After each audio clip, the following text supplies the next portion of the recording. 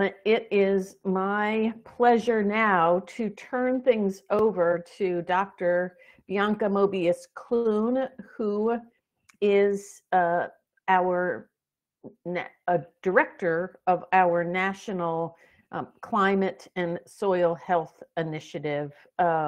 She is a wonderful trainer and is was the founding director of the NRCS Soil Health Division. So we are super lucky to have Bianca being our lead trainer on this project. And with that, Bianca, I'm just going to hand it over to you. And thank you so much.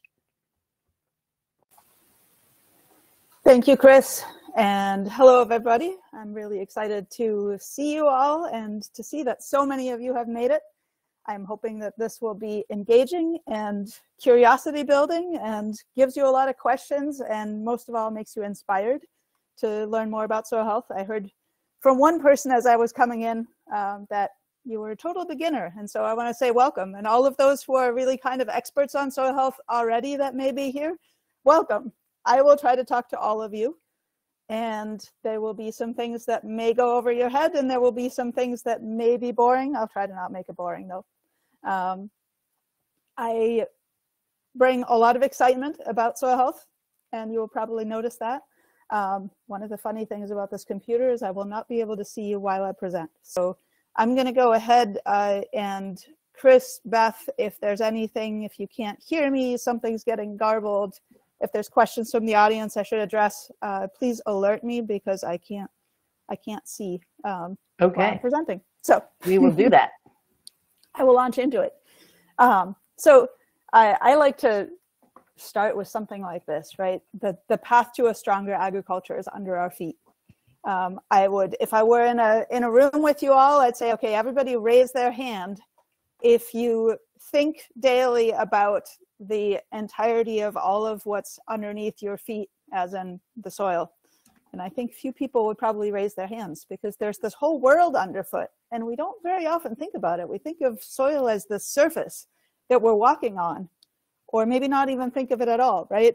But it is the foundation, and building high-functioning, resilient, healthy soils and regenerative systems is the foundation of our agriculture. We can't do it without that. So that's what I will launch into today. So I will talk with you all about the basics, the benefits, the principles, the practices, the barriers to adopting soil health practices over the course of this training. I've got a couple of sessions, a couple of colleagues of mine, soil health specialists, also are participating in some of those. It should be exciting. Hopefully you'll enjoy it all. First of all, what are the objectives for the soil health journey, right? I love soil health. I've been working on soil health for 20 years now. It continues to be inspiring. I am hoping that in the very least, we get to a point by the end of this training where you feel that you have become conversant and inspired, right? You're not going to be an expert. I still learn things every day. I still don't know everything under the sun. I might know a little more than you, or I might just know different things than you. I don't know. Some of you probably have farms. Some of you probably work with farmers every day, and I haven't been getting to do that. So you know a lot more than you might think, or you just know a ton, or you might know nothing at all. Hopefully it'll be exciting any which way. And hopefully you'll come out of this knowing in the very least a little bit about soil health so that you can have a conversation with a farmer where you can be curious about what they're doing and have a little bit of an idea of what it is that they're telling you when you ask them, what soil health practices do you use and how is that going for you? And are you having any issues with that? Or have you ever thought about using any, right? So we'll talk about becoming comfortable with the basics and the benefits, right? What is soil health? Why does soil health matter? What are some of the benefits? And also, how does soil health relate to climate mitigation and to climate resiliency and adaptation? So that's kind of the first part, and that's what I'll talk about today. Tomorrow, we'll dive a lot more into the practices and the barriers. So soil health management systems, principles, the conservation practices that make those up, where the interface between cropland and grazing land is. You all are here for a grazing training, presumably because you conserve a lot of land that has people grazing on it, right? So Managing grazing systems is different from managing cropping systems, but some of the principles actually apply across both of them. And so we'll talk a bit about that. We'll discuss some of the barriers to adopting better practices that are faced by farmers and ranchers. And also, I'll give you a little bit of an overview with my colleague Stan Boltz on the third day. Stan Boltz and I used to work together at USDA. He is still at USDA in the Soil Health Division that I directed for a number of years. And so I get to see him. I haven't seen him in a while. It'll be fun. We will present to you together on how you might take your soils to the doctor. So that's what's coming your way in the next couple of days. I hope that sounds exciting to you because you get to spend a bit of time with me. So session 2 here, we're going to talk about getting started with the basics and benefits. So I'll start that by saying, gosh, we've got a lot of challenges, right? If we only ever thought about our challenges, it would be pretty depressing because we can think about, wow, our climate is changing, the population is growing, we have food insecurity, we have farm economic issues, water quality and quantity issues, air quality issues, human health issues, consumer demands are really putting pressure on our agriculture. Loss of agricultural soils is a big deal, right? And we know that the climate is changing. Scientists might have some differences on what ways the climate is changing and to what extent and where it's doing what, but there's no debate on whether it's changing. And farmers are at the forefront of that. They are facing the challenges because of climate change every day. So that's all pretty tough. And then when we look specifically at what those challenges are for producers within ag and society, climate change is becoming top of the line at this point. They have to deal with water quantity issues and reliability of having access to water, and climate change is not helping with that. Pests and disease are big deal issues for farmers. There's a lot of risk involved in farming. There's a lot of expenses involved in farming. There's not a whole lot of other industries where you have to put in so much money in order to even start being able to get a salary out of it. Prices tend to be high. A lot of inputs tend to be required depending on how you run your system. Markets, you know, if you're going to grow a new crop, where are you going to sell it is the first question. They're also experiencing issues of losing land. And for beginner farmers in particular, land access is really difficult.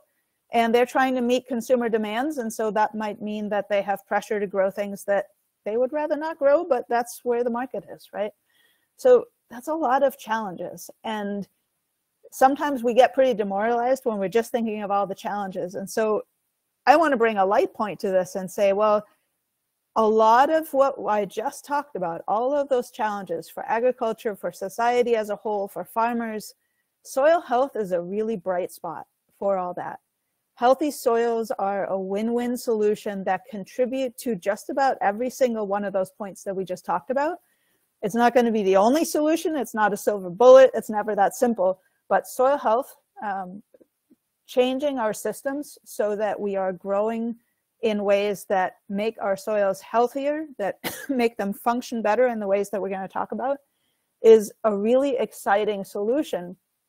Because not only does it contribute to mitigating the climate issues we're having, but it contributes to more economically viable farms that are less risky, that are more likely to last many generations to come. So really exciting.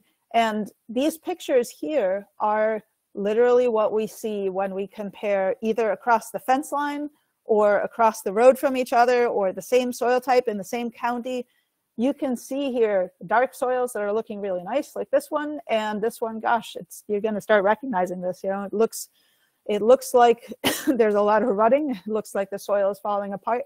It's kind of grayish instead of dark brown, right? Here we've got nice crumbles, and here we've got big giant blocky chunks that are not as functional. Much darker soil here, very reddish, not as great soil here. This one's puddled. This one doesn't have those same puddles, right? So you see these kinds of lush green grass versus what looks to be pretty shortly cropped, right? So these kinds of differences are everywhere across the world, certainly across this country. We see very stark differences based on how farmers manage their soils and their systems, and they're really exciting. So that's the bright point, and you're going to see me get excited about that.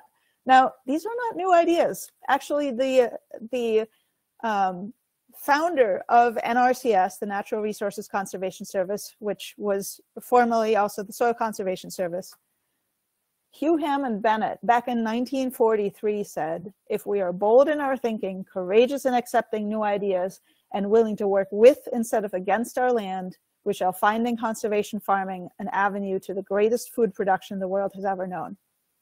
I think that's pretty inspiring. And I think it's really exciting to recognize that way back in 1943, somebody was thinking this way. And the soil health movement that we have going on right now, that has been really building for the last 20 years, is part of that story. And whereas back then, Hugh Hammond Bennett was a visionary and he founded a whole agency on it, and it's taken us a long time to get to the point where we are now. I think we're actually about to take off on that exponential growth curve, and we're going to get a lot more adoption. But I'll back out a little and talk first about soils. Some of you here haven't done a whole lot of thinking about soils, reading about soils. Some of you may have never had a soils class before in your life, and maybe soils wasn't even covered in one session of one course that you might have taken in college if you went to college, right? It's not everybody gets to do that. I happen to have gotten a bachelor's and a master's and a PhD in soils because I love them that much. And so I've had a lot of soils classes, so I'm going to try to distill it to something that everybody can grasp, and there's a lot more detail to it all. But what do we expect from our soils? We expect a lot from our soils. Our soils provide all these functions. They produce food, feed, fiber, biofuels, medicine. They capture and filter and store water. They recycle and recycle nutrients. They provide resilience to drought. So if we get a lot of rain, healthy soils will actually take in that rain and therefore store it for a drought. That means during flooding times, we're going to have fewer extremes. Temperature extremes are less bad when we have healthy soils and good systems. Soils protect plants from pathogens if they are in good shape, if they're high functioning. They detoxify pollutants. They store carbon, which is a big deal for climate change, and they moderate the release of various gases to the atmosphere. They resist erosive forces, and they're a habitat for biodiversity, not just above ground, but below ground as well. That's a lot we're expecting our soils to do. And as we are the primary species managing soils, sort of as one species that has a lot of impact, we have a lot of responsibility there. Not to the planet necessarily even, but to ourselves as a species, right? If we want to keep surviving on this planet as a species, we're going to need to really take care of our soils because they're the basis of our survival. The planet will be okay, right? We've had a lot of changes in the species that live on the planet over time. There's always going to be something alive, I think, you know, but if we want to stay there, we really have to understand our soils and take care of them.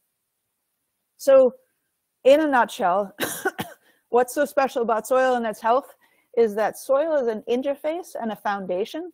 It's kind of at the center of everything. There's exchange between soil and air. There's exchange between soil and water. There's exchange between soil and the minerals, the rocks that are underneath that. There's exchange between soil and life. They're all very interconnected. And if the soil doesn't function the way it needs to, some of these interrelationships start to break apart. We could probably spend an hour on that. I won't. But I wanted you to see this and to kind of conceptualize, to kind of think of how all of these aspects of life that we interact with on a daily basis are interconnected with soil. I used to teach in high schools at times with some of the high school teachers. We built inquiry curriculum. And one of the things I would ask the high school students who were sitting there saying, why do we have to learn about soil now, right? I'd say, well, give me anything, challenge me, right? Give me anything in your life and we'll figure out a way to connect it back to soil. And it kind of got them going, and we got a lot of laughs and a lot of smiles out of it. And so I'm going to put that challenge to you. Think of anything in your life. And if you can't figure out a way to tie it back to soils, we will somehow manage to do that. So what is soil? I'll talk a little bit about soil composition. Generally, the ingredients of soil are there's mineral matter, there's water, there's air, and there's biota. those are really kind of in a nutshell the 4 broad components. Now, part of that mineral matter is organic matter. Part of it is mineral as in rocks or chemically changed parts of rocks like clay particles. And generally that solid stuff takes up about half of soil when that soil is properly functioning. The other half is pore space. We're going to talk a lot more about pore space. In that pore space, we have air, water, and various organisms that live there. And while those organisms might be the smallest part of the volume of soil, they are a huge driver for how soil functions. The organisms really make up a large part of how the soil functions and what we're able to get from those soils. And we'll talk a bit more about that throughout this course. So then when it comes to soil health, how do we define that? Well, NRCS came up with a definition some time ago and it has stuck. So a lot of organizations have adopted this definition. There are other definitions out there in the scientific literature, and various organizations have tacked on additional parts, adapted various parts. But I would say at a basic core, the definition is that it is the continued capacity of the soil to function as a vital living ecosystem that sustains plants, animals, and humans, right? Key parts to that, it's a continued capacity, right? So a key part of healthy soils is that they're able to maintain themselves as healthy soils. They're able to continue to function. And soils are a vital, absolutely critical living ecosystem that is at the foundation of being able to sustain our life and the life of everything else on the planet. We could wordsmith this, we could add more things to it, we could subtract things from it, but that capacity to function for all of these purposes is the core of the definition for soil health. It's really important to think about, well, why are we calling it soil health? Some of you may have heard folks call it soil quality. And so for just a brief moment, I want to address that. Some of this is preference. When soil health was being researched by scientists, most of the time scientists called it soil quality, and they were talking about a lot of the same things.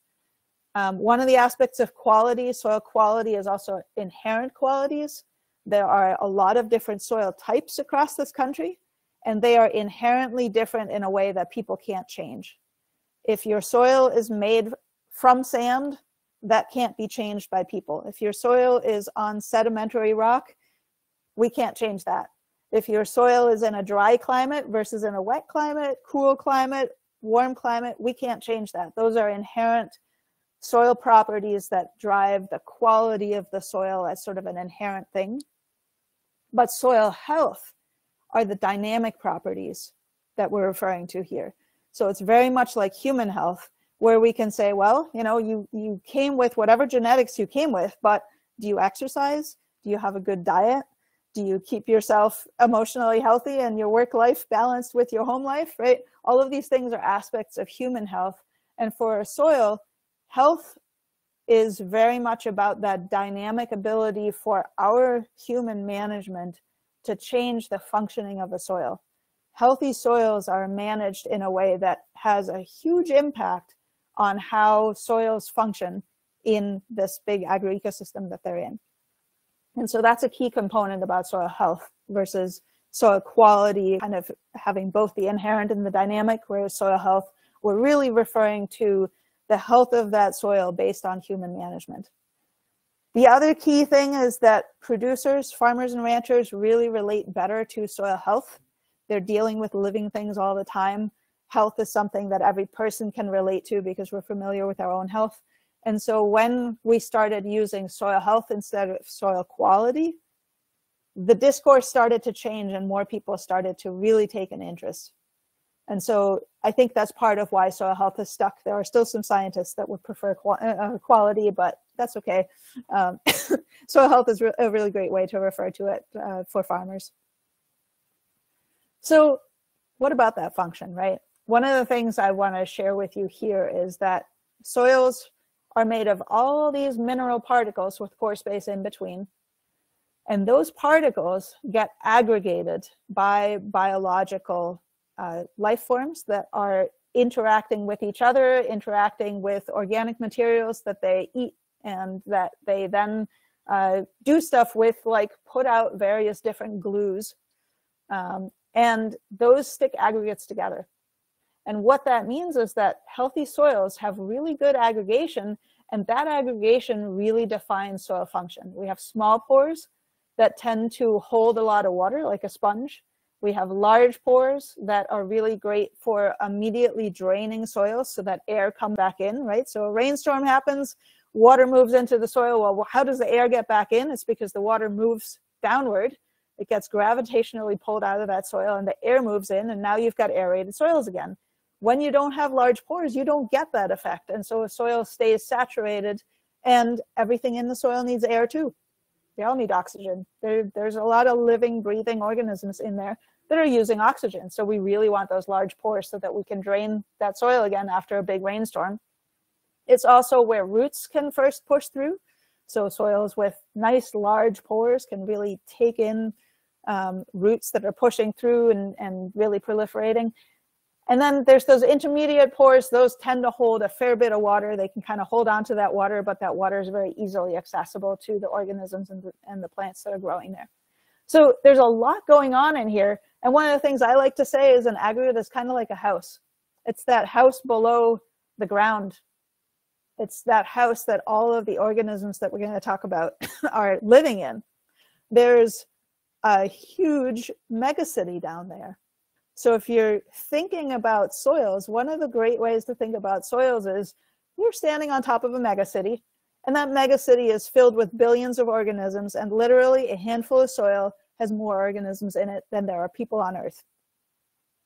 That's a lot. There are way more organisms in our soils than everything up above ground. And those organisms are really driving function. And those organisms is what we're taking care of when we are managing for healthy soils.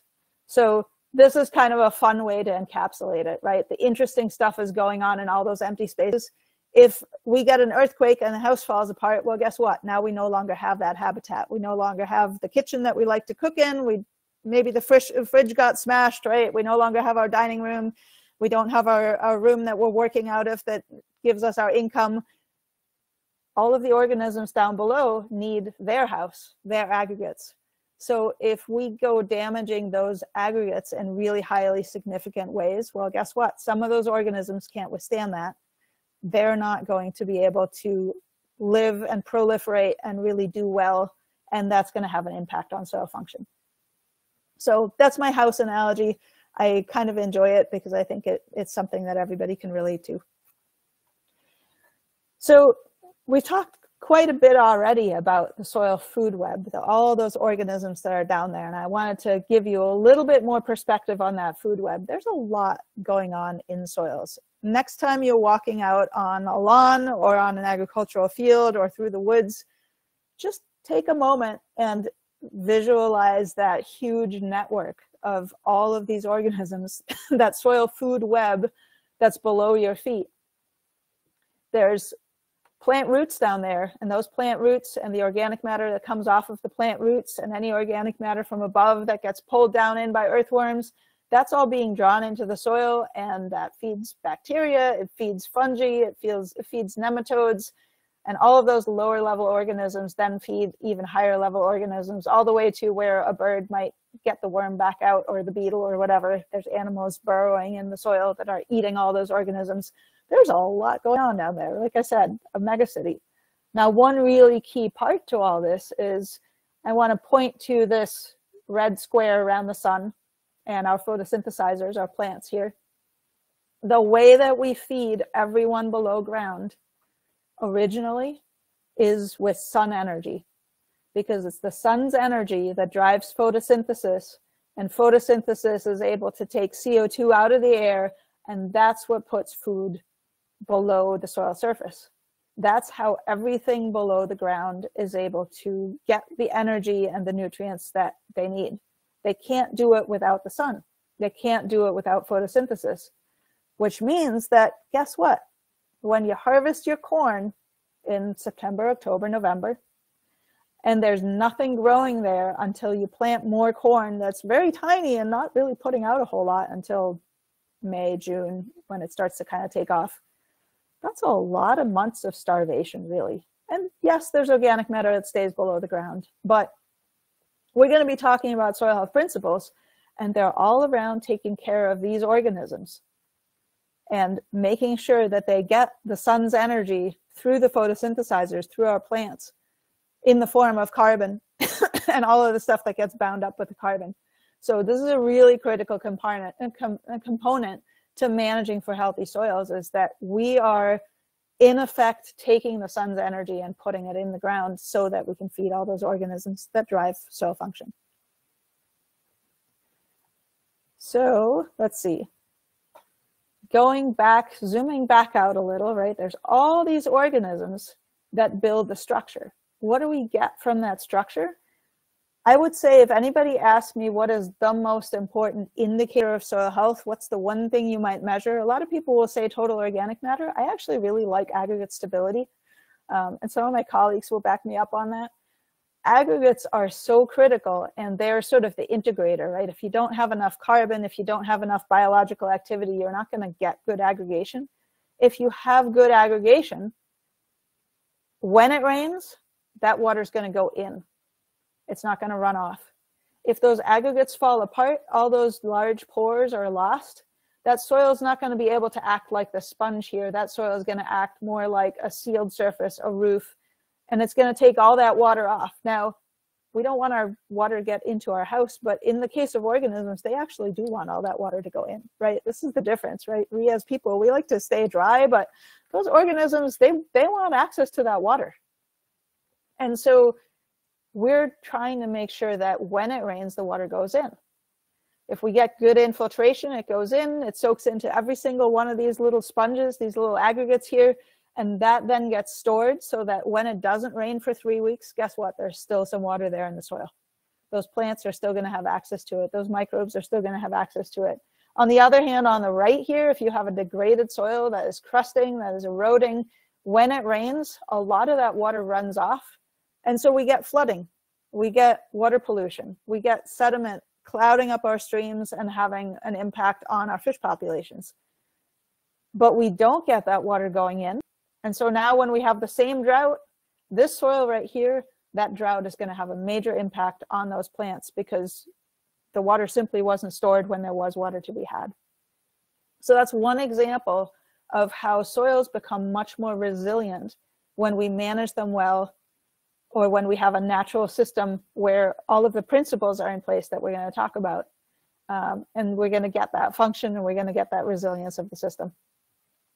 So speaking of resilience, right?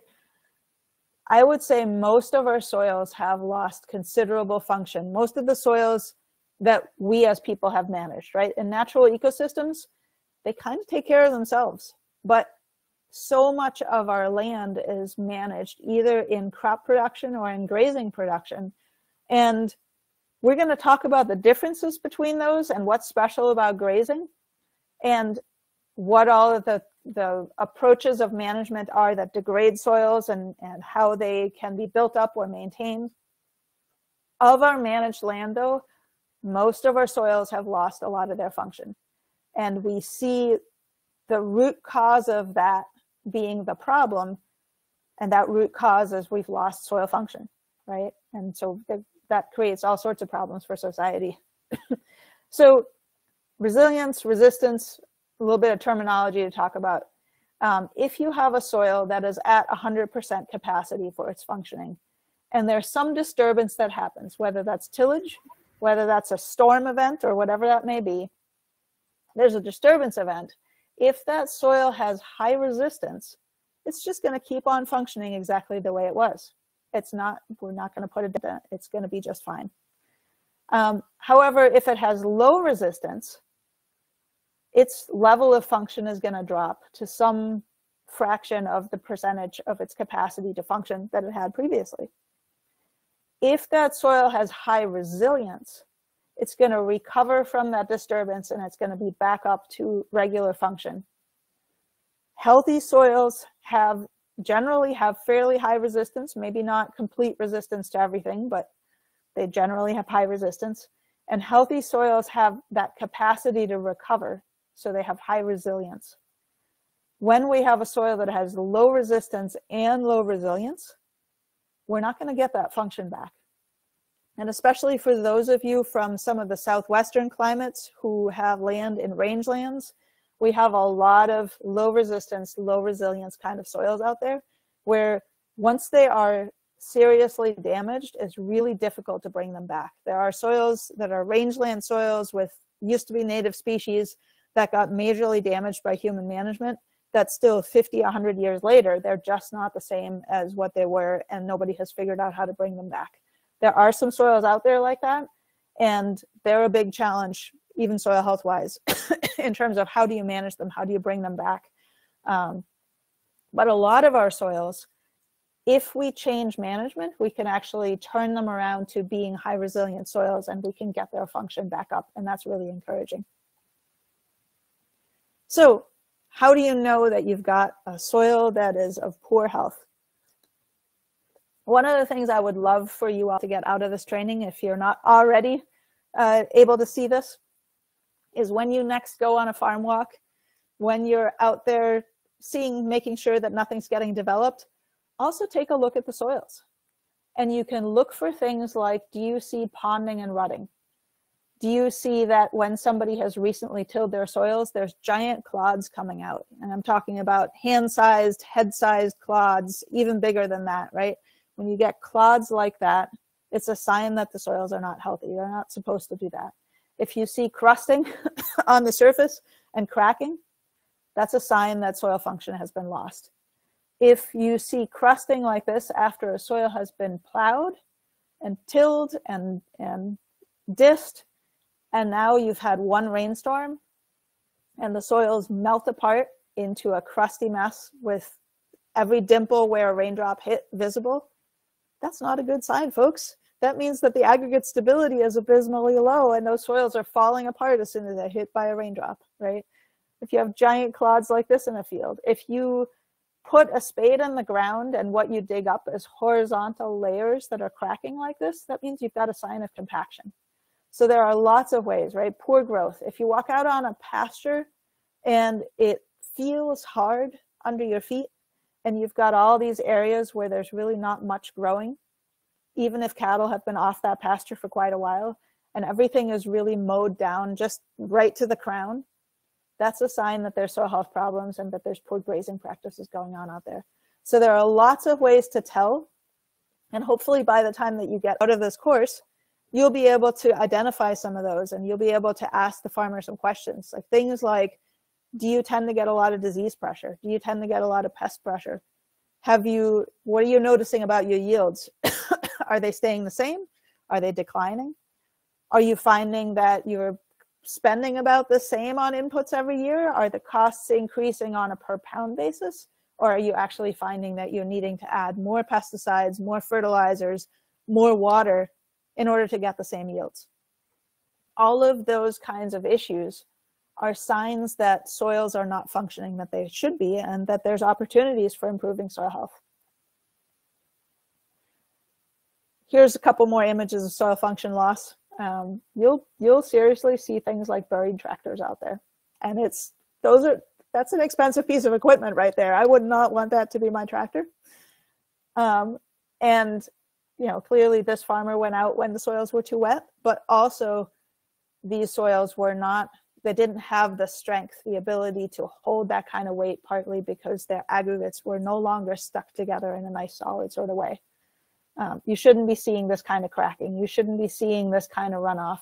That's not normal. It may be the norm currently, but it's not normal. It's not what soils should look like when they're well managed. These are all symptoms of poor soil health. And these are all symptoms that if we recognize them as signs of a root cause problem of poor soil health, we can do something about them. And that's really exciting. Farmers don't have to be experiencing this, and it's actually turning out to be economical to have them not experiencing this. But how do soils get there, right? How is it that we get to that level of degradation? Well, it's basically a combination of too much disturbance, too little soil cover, too little roots in the ground for the year, and too little biodiversity. And you'll recognize that a lot of our conventional agriculture today has these characteristics, that we have a lot of disturbance, we don't tend to keep our soils covered, we tend to have low rooting, at least for parts of the year, we tend to not have very much biodiversity. And so how does that damage soils? Well, if you have all of these practices in place that are doing this, that means that you're decreasing soil organic matter, because it's going to just, or the soil organic matter is just going to get decomposed by the fast microorganisms that now suddenly have access to all that. You're going to get more erosion, you're going to lose the best off the top, you're going to get compaction from all of that disturbance, all of that traffic, whether it be machinery traffic, whether it be herds of animals, especially when things are wet. You get a lot of compaction, erosion, soil organic matter loss, and that means that we're not feeding those microorganisms. So you're going to have less biological activity over time, and your aggregate stability is going to decrease. That means you're going to get crusting. You're going to get surface compaction. And as that happens, you're going to get less infiltration and less drainage when there is a big rainstorm, and even more erosion because the water's not going in. That means it's taking something away from the surface of the field. So now you're going to have more droughts because the water's not going in, and you're going to have more water ponding issues because the water's not going in. And you're going to have less water storage, and also nitrogen leaves the system when the system is saturated. So you're going to have less nutrient availability, and particular nitrogen availability. And pests and disease go up because a lot of pests and diseases, in particular pathogens, really like wet soils, and plants really don't. So they can't withstand that. And so now you're going to get declines in crop yield. You're going to get declines in consistency of yields.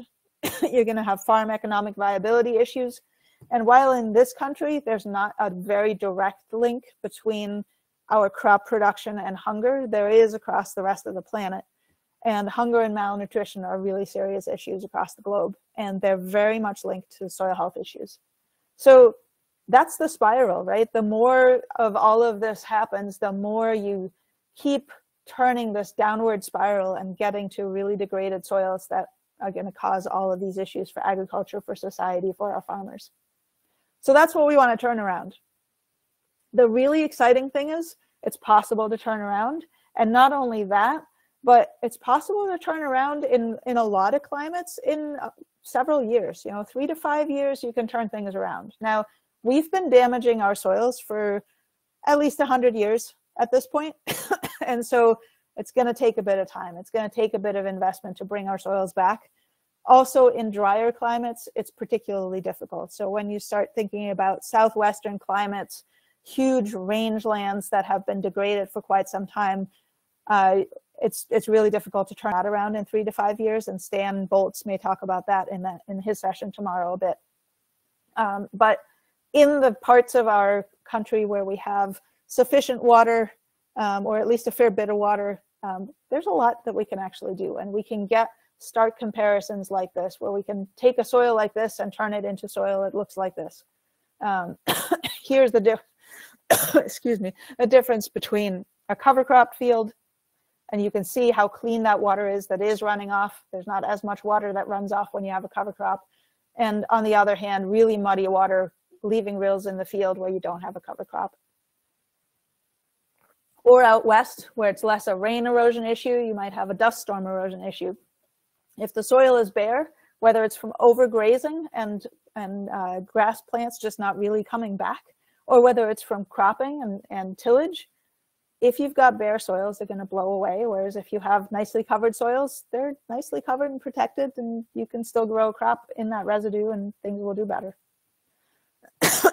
Dust storms are a really big deal in the drier parts of the country, and regularly kill people, regularly close down roads, and it's a soil health issue. There's a lot we could do by simply managing our land better, but it's going to take a lot of adoption of these practices. And part of what we're going to talk about over the course of this training is, well, how do we help farmers take this as this is the next thing that they should be striving for? This is going to really help them have a good farm. Couple of other side-by-side examples, right? This is infiltration in South Dakota. You've got a no-till field on the one side and a conventionally tilled field on the other. And this farmer on the no-till side can get back onto that field because there's plenty of drainage, plenty of infiltration. That field is in good shape. And here we're really going to have stressed plants, and it's going to be very difficult for that farmer to get into the field if they need to do any operations. Drought impact differences. Back in 2012, a well-known farmer, Dave Brandt, who unfortunately is no longer with us, was doing amazing work with no-till and winter cover crops of very diverse sorts for 40 years. And in a major drought, he got 144 bushels per acre, and his neighboring field got maybe 40 to 80 from 20 years, more than 20 years of disking, vertical tillage, conventional management. So we see these kinds of differences, right? Even just 1 year of cover cropping can make a difference. Here we had radishes in the fall, and here we didn't, and look at that difference, right? So we know that we can get a long list of benefits from investing and managing for healthy soils. And that's really exciting because these opportunities are actually real, and these opportunities actually pay back. And you're going to hear about that from Michelle Perez and her team. We have increasingly a lot of data that shows that when farmers implement these practices in the right way, right? We're not talking about the car that's only got 3 wheels and therefore can't drive, right? We need to help farmers adopt these practices, connect them to the right resources so they do it right. But when farmers implement these systems in the right way, when they are helped to not make mistakes they shouldn't be making, they actually have a lot of success. So you're going to hear a lot more about the 4 soil health management principles that apply nationally, but I just want to bring them out here. Those 4 principles are to minimize disturbance, maximize soil cover, maximize biodiversity, and maximize continuous living roots. All of that includes adapting the use of technology, making sure to do nutrient and pest management appropriately, making sure to adapt these systems to the unique production systems, soil, climate, and farmer rancher who has their own goals. But those 4 principles really apply anywhere across the country. Now, for grazing situations, you will hear from Stan, maybe the better way to say it is to optimize disturbance and to optimize soil cover, because you can have too much soil cover in certain situations, and you can have not enough disturbance of certain sorts. And so he will get into that. I won't right now, but I just wanted to let you know that we see that, and these 4 principles apply, and they have to be applied particularly to each situation in the way that fits. So what are we trying to do? We're going to turn that cycle back around. We're going to turn that whole spiral on its head. With those 4 principles, we're going to rebuild our aggregate stability. We're going to build our soil structure back up. We're going to get our biological activity back. And that means we're going to get more organic carbon. We're going to decrease our crusting and our compaction. That means things are going to grow better. We're going to get even more soil organic carbon. We're going to rebuild our topsoil. We're going to rebuild our nutrient cycling. That's going to help stuff grow better. As things grow better, we're going to have plenty of holes, plenty of pores in the soil, so we get better infiltration, better drainage, better and less erosion, less ponding, more plant available water storage. So we're going to get more consistency in yields. Our field conditions improve, our consistency, our predictability increase. We have fewer input needs because we're not losing so much. We have better pest suppression, and we're going to get better crop yields, better quality, better consistency, better farm economic viability and resilience, and better environmental benefits, right? Turn that spiral right on its head. We can do that with managing for healthy soils. So that's really exciting, and people are recognizing it's really exciting. And so over the last couple of decades, soil health is really gaining momentum. It's been in the popular press, it's increasing. Everybody's hearing about soil health in the farming world. There's a lot of books out there about soil health. And so it's really exciting, and we're going to talk a lot more about how it is that all that works. But before we talk more about why those principles are so effective and how it is that human management can have such a big impact, one of the things I want to give you the opportunity to do is to actually see with your own eyes. If I were there in person with you, I would take out the 2 cylinders and I would present it to you that way. I would ask for volunteers. A couple of you would come up, we can't do that right now. But you should try this in your own home. So if you've got some glasses, some jars, some plastic cups that are transparent, I encourage you to try this at some later point. And I encourage you to take these demonstrations out to farmers that you're engaging with as your organization starts to think about soil health and how to integrate it. One of the most amazing things you can do is to help inspire farmers so that they want to look for more information on this stuff. And one of the ways you can do that is by bringing one of the most effective demonstrations that I know right to the farmer with a couple of plastic cups. That's all it'll take. And you pick the right soils, and you can do this at home. You can do this on a farm. So with that, what I want to do here is I want to share with you a short snippet from my colleague Ray Archuleta. I have a question to ask you. Is your soil healthy, functioning, and stable? One of the best visual diagnostic tools that I know of is the soil stability test. Here are two soils, exactly the same soil type. This soil has been tilled for 30 years. This soil has not been tilled for 40 years. It is covered with diverse plants year-round. Watch what happens when we drop the soil in the water. Notice how the conventional till soil is falling apart. The biotic glues in the organic matter are burned up by tillage. The soil pores have collapsed. Notice the no-till soil. The pore spaces are still intact. Do this test for yourself. I guarantee if you dig a little, you'll learn a lot. A couple of trays right here. A couple of trays. So can you see any differences in these trays? Can you see a difference in the color? Maybe a difference in the aggregation. This one, this tray is got a lot more dust to it. This tray's got more aggregates to it. So here's the deal. These two trays, even though they look pretty different, they're actually mapped exactly the same soil type. So when I went through this course several years ago, these demonstrations were one of the most eye-opening things I had ever seen. And so we're going to do those for you guys here today as part of this. So we've got two trays here. The difference is what? They're the same soil type. The difference is management, okay? This tray right here has been tilled for many years, conventional tillage, farmed every year. This tray right here is a no-till field, hasn't been tilled, hasn't had any conventional tillage in it for a long time. So we're going to take a couple of aggregates. This first demonstration is it's called a slate test, okay? And so what it does is it measures the ability and the relationship of soil with water. It measures the ability of the soil to slake. Okay, slake is not just a term in soils. It's a term that simply means to fall away, okay? So we've got two air-dried aggregates here. And so you can call them an aggregate, you can call them a clod. What's the difference to you in an aggregate or a clod? So to me, a clod, if you would ask a farmer, most of them are going to tell you a clod is a chunk of soil that's formed under pressure and compaction, wetness, pressure, and compaction.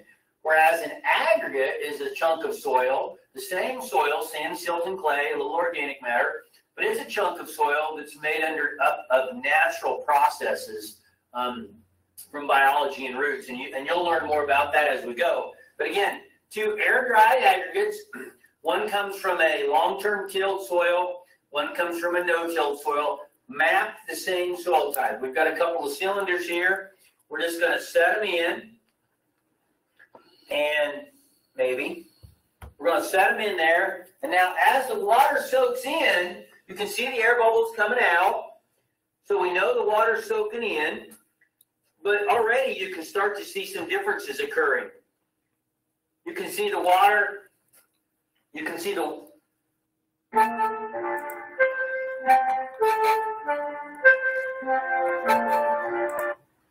water in this side right here.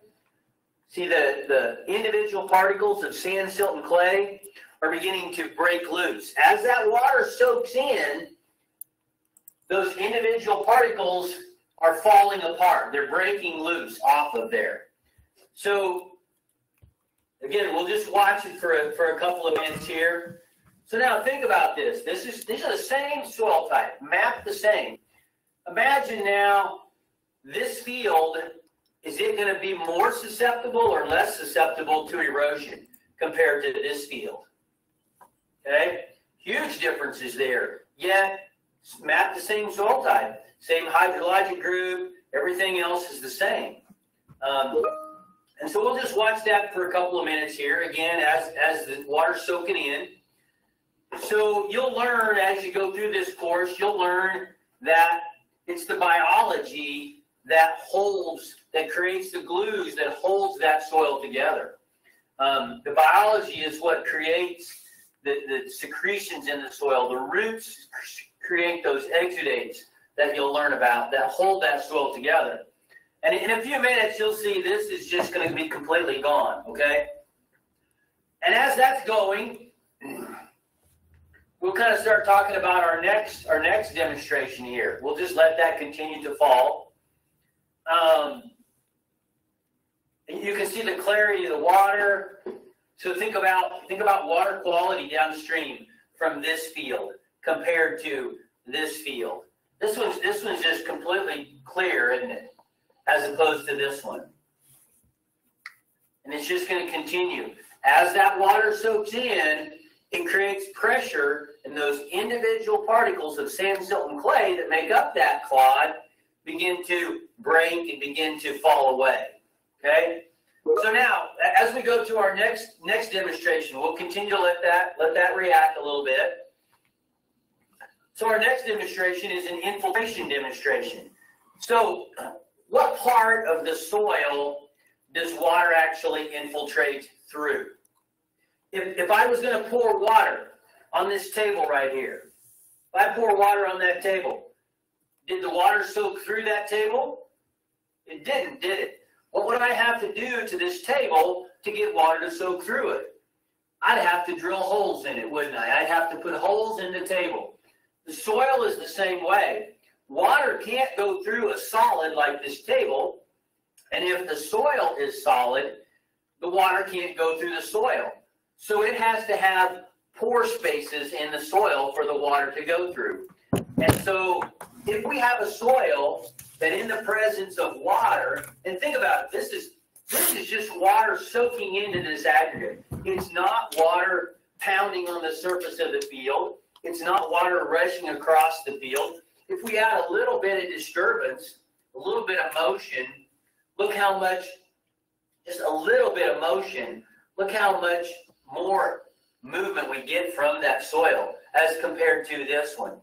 We can move it, and we may get some pieces breaking off the outside, but they're not individual particles of sand, silt, and clay. They're small microaggregates, and there's really very little discoloration, sedimentation in the water itself. Again, as compared to this one. So if we have soil that in the presence of water, in the presence of rainfall, falls apart like that, what's it going to do to infiltration? Okay, so we've got our two rainfall simulator. We're going to put some soil in here. This is this one right here again is our healthy soil. We're just going to set some soil in here. Get a couple inches of soil in there. Okay. We've got holes here. We've got holes in the bottom. We're going to make it rain. Now we'll do the same thing with our tilled soil.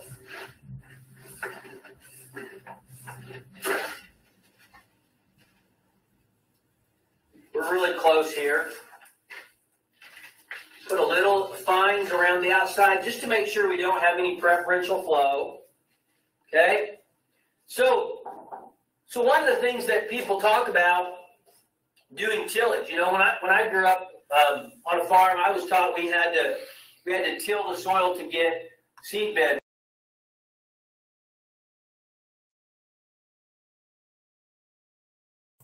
Beth, you just went on mute.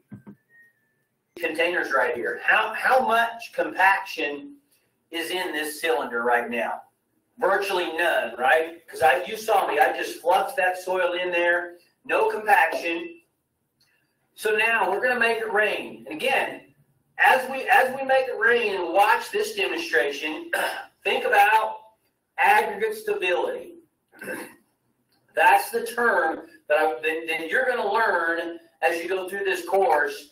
You're going to understand aggregate stability very, very well. I think if there was only one feature that I could measure when it comes to the soil, it wouldn't be a particular nutrient, it wouldn't be organic matter, it would be aggregate stability. Aggregate stability tells you more about the soil than any other single feature, I believe, okay? And again, so aggregate stability is how stable the soil is in the presence of water. When it gets wet, do those aggregates hold their shape, or do they collapse and dissolve? If the soil collapses and dissolves like this, what's going to happen to our pore spaces? Remember, water has to go through the pore spaces. Water doesn't flow through a solid. Water flows through the pore spaces, the voids in the soil. So we're going to add some water here. We're going to make it rain.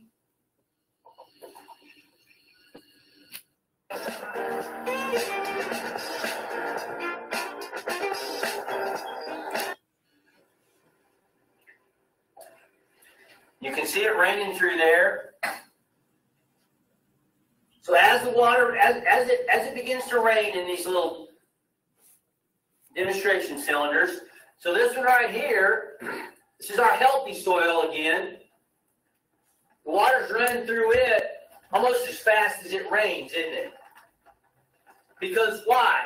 Because the aggregates, just like this one, these aggregates hold their shape and the water just goes right through them and they stay there. As opposed to this cylinder, if you look at it, we'll turn it around for you. Why isn't it? You see the water stacking up on top.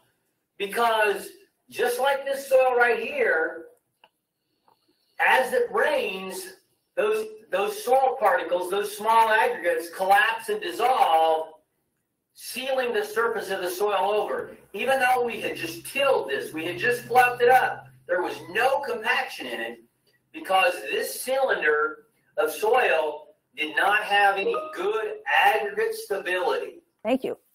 So yeah, I hope you all found that interesting, inspiring. I hope you want to meet them. They're both great people. They're both have been doing some really good work in this space for quite a while.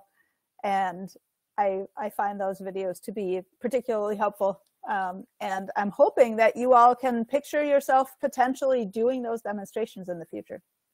I'm trying to get my screen back up here. Okay, are you all seeing my slides again? Yes. Okay, great. So let me get my screen back in order here. All right, there we go. So you just saw that, right? And you could really tell, why would I ever want to have a soil act like the degraded one, right? If it rains and the water only goes in an inch, this is another thing that you can do in the field, right? Right after, if somebody's had a drought and you happen to have the opportunity to go out after a rainstorm, if you've had a rainstorm, you would think the soil would be recharged of water. But the perplexing thing is that when you have a soil that is that low in function, the water doesn't go in like Doug was just showing. And so you can put a shovel in the ground and literally the top inch will be wet. There might be puddles on top of the soil, but go an inch in and there's nothing. It's still dry. That rainstorm hasn't helped a bit. And that doesn't happen in a high functioning soil. So my pitch here, and this is what I feel like that's what AFT is working on. With all of the things that we're working on, whether it's sound farming practices themselves, whether it's keeping farmers on the land and helping them learn these farming practices, whether it's protecting the land so that farmers actually have the opportunity to invest in these practices. The vision here is that this become the new norm, right? A new conventional agriculture, because right now, when you hear conventional agriculture, probably what comes to mind is too much fertilizer, too many pesticides, monocrops, you know, corn everywhere, not managed in this kind of way, you know, degradation of soils, runoff, water quality issues, climate issues, right? All these things come to mind when we think of conventional agriculture, because the norm, the most sort of common way of doing things right now still is an approach that's degrading our soils. That's not the fault of farmers. Farmers are doing what they know how to do best, and the market forces and society is pushing them in that way, and they haven't had access to this information. But over the last couple of decades, the soil health movement has really picked up. The information is becoming much more available. There are some barriers that we'll talk about to adoption of these practices, but I think we're just about at the cusp of being able to make this reality. So AFT works in the space of catalyzing this new conventional agriculture, where when I say a new conventional agriculture, I mean an agriculture where the normal way of doing things is diverse production systems, where there's soil health promoting systems and practices in place, where the systems are climate smart, where farmers are prosperous, where they have a resilient future, where farms can be passed on to the next generation, and that's a viable, exciting opportunity for a career, where we have the land that sustains us continually in production that's viable and resilient and climate friendly and environmentally friendly, and where diverse farmers can be on the land from all sorts of demographics, right? So that's the new conventional that I envision, that we envision. And I'd love to invite all of you to take part in that. And I think the beauty of this connection through the National Agricultural Land Network is that all of you are working with farmers who have already taken the step to protect their land or who are interested in that. And that makes them good candidates. And I know that that's part of the conversation during this.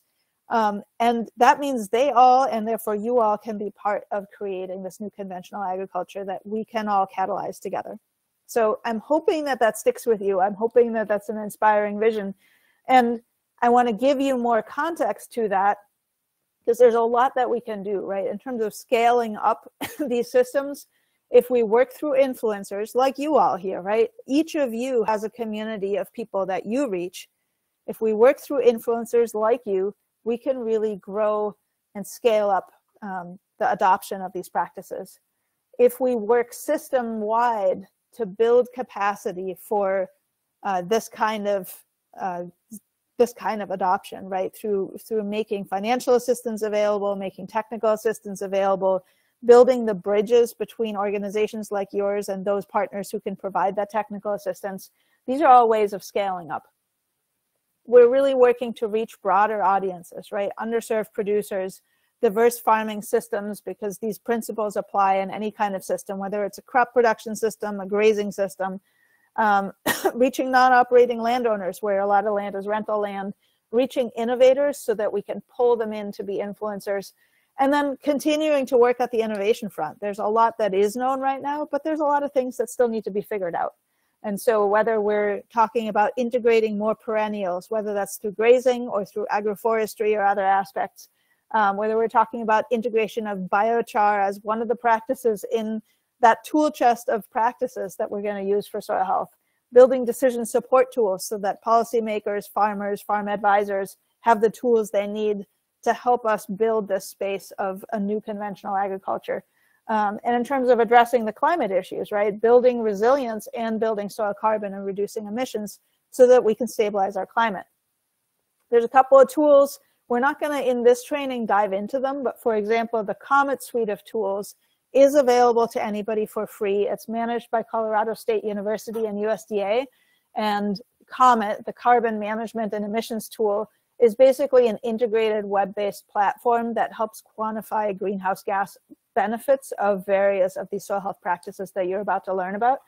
And Planner is by far the simplest one. So if you're just looking for a very simple tool that gives you a number, you can use that one. Comet Farm is much more complex, but has a lot more nuance.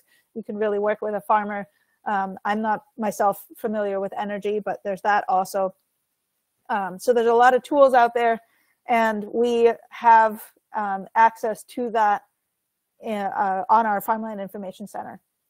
Also, we used COMET along with the US Ag Census to build the CARPE tool, and that's available. And just as an example of what that can do is on a statewide basis, we can assess how much potential there is. If we take all these practices that you're going to learn about, and we take all the acres that are available for adopting those practices, and we come up with some kind of estimate of, okay, if 80% of farmland or 80% of grazing land were to adopt X, Y, and Z practice, how much climate benefit could we get for the state? That has been a really valuable tool for a couple of states that have integrated that into their climate action plans. So I just want you to know some of those tools are out there. Those tools are growing. We're participating in building some decision support tools, both for policymakers and for farmers. There's a lot of solutions out there. And just in terms of the greenhouse gases of concern for agriculture, it's mostly methane and nitrous oxide that are the big ones that are emitted by our agriculture. So manure, enteric fermentation, and soil management, so mostly nitrogen fertilizer. Those are the big impacts of agriculture. And we have a very, very small CO2 emissions footprint because we're sequestering so much carbon, and there's potential to sequester a lot more. So many of the same practices that we use to reduce ag emissions also build farm viability, also build resilience, and that's part of the excitement here. And so you're going to hear about the soil health management principles a bunch, and those are all part of that. The really exciting thing is USDA just invested $3 billion in partnerships for climate smart commodities. So as you tie producers to ways of adopting these practices, one of the things to look out for is, are there projects in the production systems that your farmers that you're working with are in, that you can connect them to? Because these projects are providing technical assistance, and providing financial assistance. We at AFT have 2 that we have a really big role in, and 3 others that we have a smaller role in. So I just want to give you a very brief snapshot so that you know it's happening. We have a project that's focused on climate smart beef. The aspiration is climate neutral. We'll see whether we can get there. And we will be building farmer networks. So there's more coming on that. There's no signups available yet. But if you are working with beef producers on your protected land, or if you are working with beef producers that want to protect their land and want some help implementing prescribed grazing, for instance, our project, if it's in these states, might be able to help with that in the next couple of years. So that's one opportunity. We're also working in corn, soy, wheat, cotton, and dairy systems on a grant that is led by Truterra, which is the sustainability arm of Land O'Lakes. That is also a very large project. And the most exciting thing that is right now it's available that I want to say, because here's a national audience, we want to get people to our advanced soil health training. We are looking for innovator producers. So if you all have any farmers in your community who are already excellent farmers, who are already implementing some of these practices, and who want to learn more and who want to help other farmers adopt these practices, we would love for you to pass this on to them. If you are working with farmers who are adopting practices, this is open to you. This training is basically for farm advisors and for farmers who want to work with other farmers. We're building an influencer network to get people to adopt these practices. We're looking for historically underserved producers in particular to make sure that we build up access to them. We're looking for organizations that work a lot with historically underserved producers, whether that's the focus or whether that's a big push. We're wanting folks like that to come to this training.